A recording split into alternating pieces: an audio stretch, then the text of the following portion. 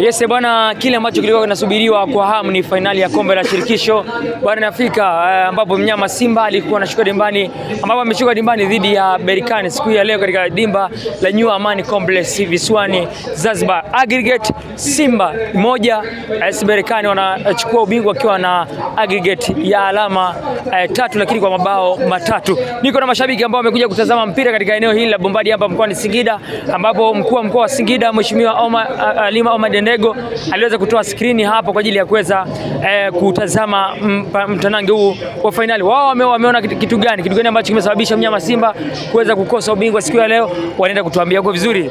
Niko vizuri kwa poleni sana kwa matokeo. Asante. Kwa majina naitwa Monica James. Nimetoka Itigi kuja hapa Singida kuangalia timu yangu ya Simba, lakini yote kwa yote namshukuru Mungu hapa tulipofika. Inshallah ipo siku tutakuja kuchukua kombe. Pengine kwa mtazamo wako kitu gani ambacho umeweza kuona kimesababisha Simba kuchukua ubingwa siku ya leo? Kitu kilichosababisha Simba isichukue ubingwa ni kwa sababu refa hakuwa upande wetu kwa kweli. Siku ya leo alikuwa upande wa wenzetu, basi yani atutoa kimchezo, kadi nyekundu kama hivyo mwenyewe umeona. Basi yote kwa yote hatuna budi kumshukuru Mungu. Mpira umeisha salama.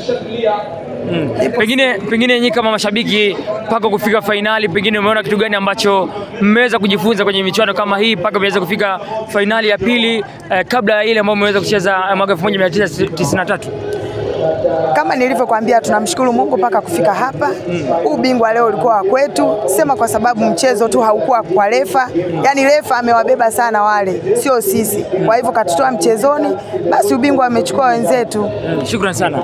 Bwana brother, uko vizuri? Asante, niko poa. Bwana poleni kwa matokeo. Asante. Bwana, kilomita kadhaa umezichanja kwa ajili kutazama mchezo wa finali, mnyama Simba akipoteza kwa mabao 2-1, aggregate 3-1. Kwako unahisi kitu gani ambacho kimesababisha mnyama Simba kukosa ubingwa leo? Kwanza namshukuru Mungu kiukweli, mpaka tumepambana mpaka tumefika hapa. Kiukweli naipongeza timu yangu ya Simba, imepambana mpaka imefika hapa, lakini kiukweli leo haikuwa tu bahati ya kwetu. Ukiangalia dakika 90 mpaka dakika 90 za malizika, pengine kitu gani ambacho umeona akijaenda sawa? Maana wenzako wamesema ni refa, kwako umeona kitu gani? Ni kweli refa alikuwa upande wa kwao, kwa sababu ile kadi nyekundu ndio ilikuja kutuhamisha kwenye mchezo. Tulikuwa tumeenda vizuri na alikuwa tumepata goli, walifanya makosa tukapata goli, lakini ile kadi nyekundu ndio imekuja kutuasili. Paulo nyingi zilikuwa zinatokea, lakini zilikuwa mwamuzi alikuwa anapeta tu, hakuwa upande wa kwetu. Unahisi finali hii imewapa funzo gani kama mashabiki? Kiukweli kwanza mpaka tumefikia hapa wachezaji wamepambana, na mimi naendelea kuunga mkono. Nitapambana na sitafanya chochote na kusema 1 2 3 hapana, lakini namshukuru Mungu. Shukrani sana. Asante sana. Bwana, niko na mashabiki hapa naendelea kuzungumza. Bwana brother, pole bwana. Asante sana bwana. Bwana, ulikuwa unashangilia sana goli la pili likakataliwa na VAR. Pengine kitu gani ambacho wewe umeweza kukiona katika mchezo huu na kitu gani ambacho kimesababisha Simba kutokupata ubingwa wa kombe la shirikisho barani Afrika? Asante sana mwandishi. Kwanza mimi naitwa Charles Nadula. Sisi tumetokea Itigi, ni tawi la Simba Itigi asili la Itigi. Lakini tumekuja hapa uwanja huu wa Bombadia kwa sababu mkuu wa mkoa amefunga big screen hapa na tumeweza kuangalia mpira vizuri sana, sababu ilikuwa ni nani yake kwamba watu tuje tuangalizie mpira hapa. Lakini jambo kubwa leo liuliza kwamba kwa nini sisi tumeshindwa kupata matokeo na nilishangilia sana ile goli. Ni kweli, unajua mpira unafigisu. Mpira unachezwa ndani ya uwanja na nje ya uwanja. Wenzetu mpira wamechezea nje ya uwanja na wamecheza mapema kwa sababu ukishampanga referee ukamtengeneza. Hii timu ni ya makamu wa rais wa Morocco, unaona? Na makamu wa rais wa Morocco na ndio waziri kule wa fedha, umeona? Kwa hiyo hii timu mechi kaitengeneza nje ya uwanja. Kimbinu sisi hawa tumewazidi. Yaani ukiangalia mpira huu sijaangalia hapo ball position kwa sasa hivi ilikuwa ngapi, lakini kimbinu sisi tumewazidi. Hamna kitu ambacho wao wametuzidi. Na kimchezo namna ya mchezo ulivyochezwa sisi tuliwazidi. Lakini kwa maana ya mchezo ulivyochezwa ndani referee kawabeba. Kwa sababu faulo nyingi kwetu kazitoa ambazo zilikuwa zingine sio faulo, ambazo za uhalali. Lakini pia hiyo kadi nyekundu iliyotolewa kwa Kagoma ni faulo ambayo ni laini mno.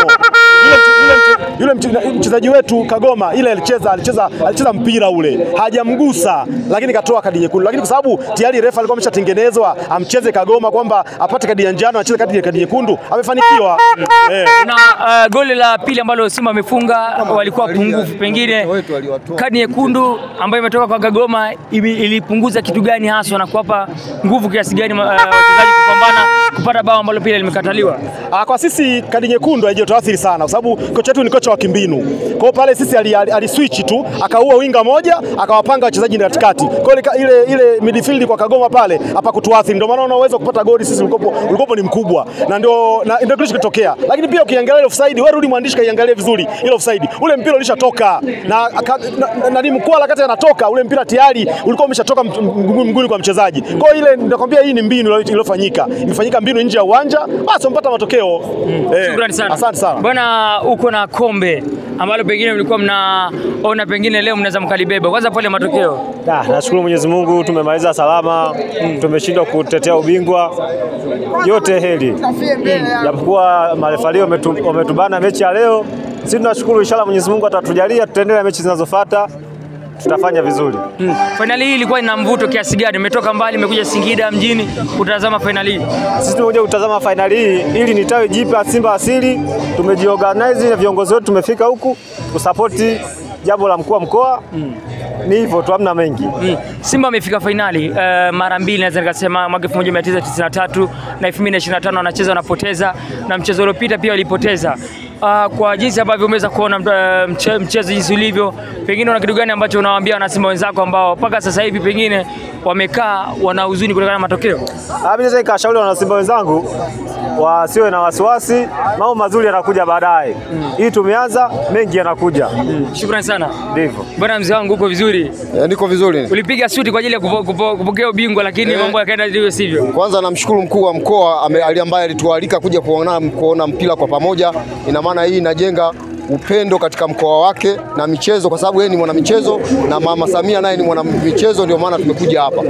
Lakini katika mambo ya mpira sisi tulikuwa tunaichia lobolobo, lakini sasa hivi tumefika fainali na tulikuwa tuna uhakika wa kuchukua kombe hili, lakini tunaicheza naye na timu ya kiongozi mkubwa wa huyu Berkane.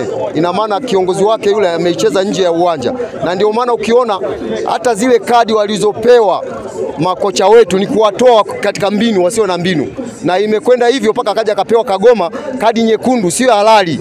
Kwa hiyo ina maana kwamba ule ni uonezi kabisa, lakini tumeshajijua kwamba sasa hivi ina maana kwamba sisi tunaimaliza mechi mapema, unaona hiyo. Kwa hiyo sasa hivi kwa sababu tumeonewa sana, hata lile goli linalosema offside ilikuwa sio offside ile, kwa sababu mpira umetoka na nikatoka kakimbiana pamoja na mpira kaenda kapiga goli, lakini imekataliwa. Na ndio maana refari ameambiwa na Shabalala ambaye ni kapteni wetu wa Simba kwamba aende kwenye viala kaangalie, lakini hakutaka.